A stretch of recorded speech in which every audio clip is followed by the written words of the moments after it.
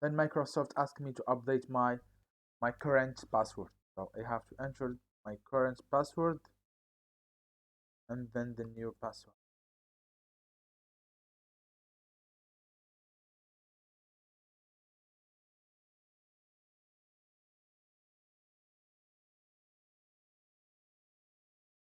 And then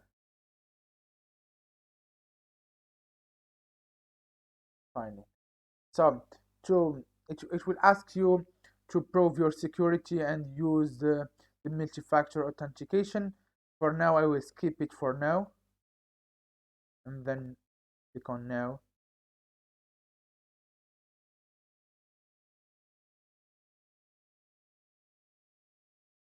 So now, as you can see, that you have an AWS account. So if you don't register your user here, or you don't add this user to our to your AWS account, then you will not have this account appear here. So what you have to do is click on that, and here, as you can see, this is the account that we have assigned it to our user. Then click on that, and it gives you S3 read only access, but this is only the name of the policy, but we have give this user the full access to our S3 bucket. So I will use the management console, and it will open me another tab, and it will take me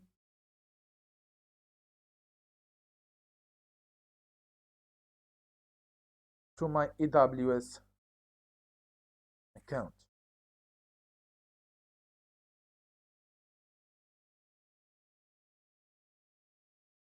So if this user, for example, let me try to access to EC2 services and see if this permission I have assigned this user working or not. So what should happen is to show us error because this user has not the permission to see our instance or run our instance or delete an instance. All what is permitted to this user in this account is only the full access to the S3. So as you can see here, the IP error, because this user has not the access to our AWS. We have no, sorry, AWS EC2. We have not assigned him AWS EC2 full access or read access, etc. So if I try now to go to my history and click on that,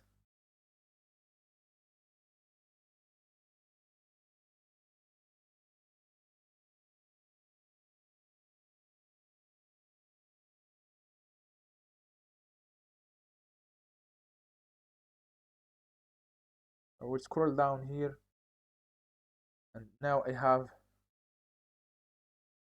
the full access in my history bucket. Even if, for example, if I try to delete that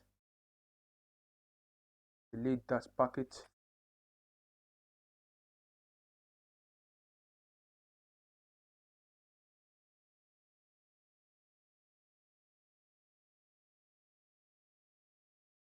copy this text here, plain text here.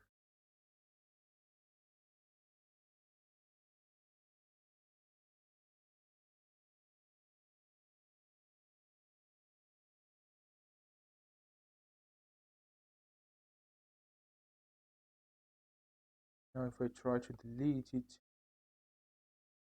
it's going to be deleted. So that's why when you try to give permission, do not go high level or privilege, you have to go less privilege. Otherwise, any user can do anything he wants on your resource. You can even create Azure, call it Azure AWS single sign-on, and the date of today 5/2021, and then create the bucket.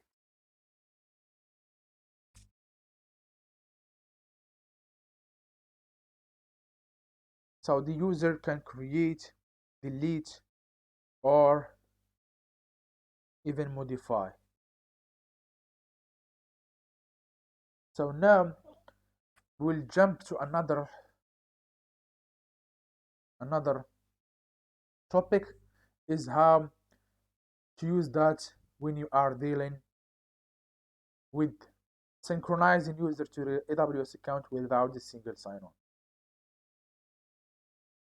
So let me close this browse here, and then come back to my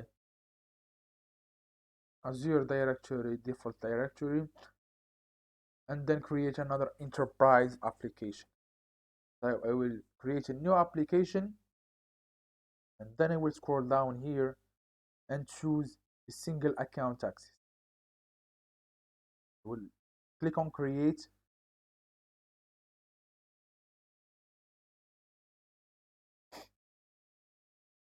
and here I will choose the IAM.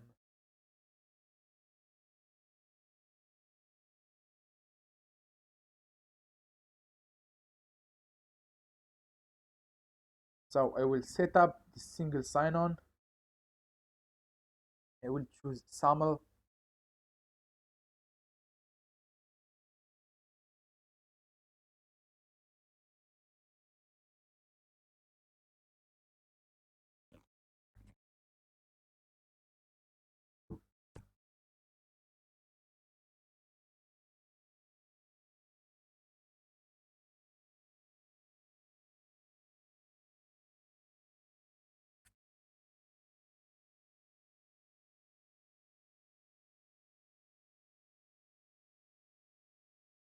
I will save later. I will scroll down and download this file because we will use it, or we will need it now.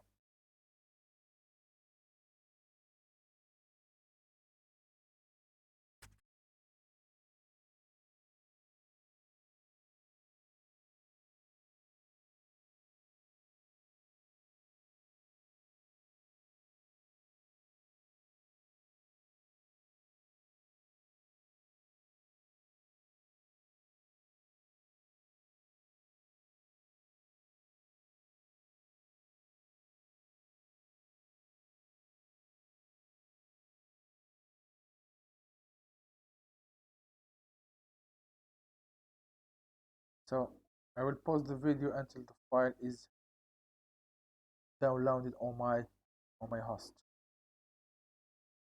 So once it's downloaded, I will go to my IAM management console, and under access management we'll go to our provider.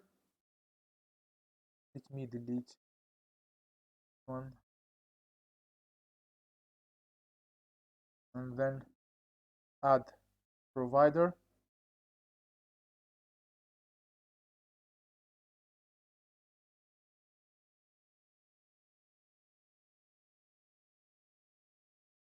Add the provider, scroll down, up, and then we'll choose SAML. For the provider name, we'll call it Azure ID, and scroll down here and choose the file and upload this file we have downloaded from our application in the SAML sign-in certificate, and then I will add the provider.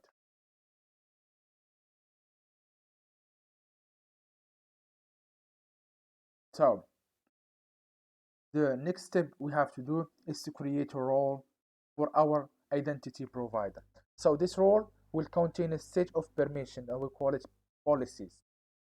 So any user that will use this identity provider, what are the permissions that this user are allowed and not allowed to do on our AWS account, right? Because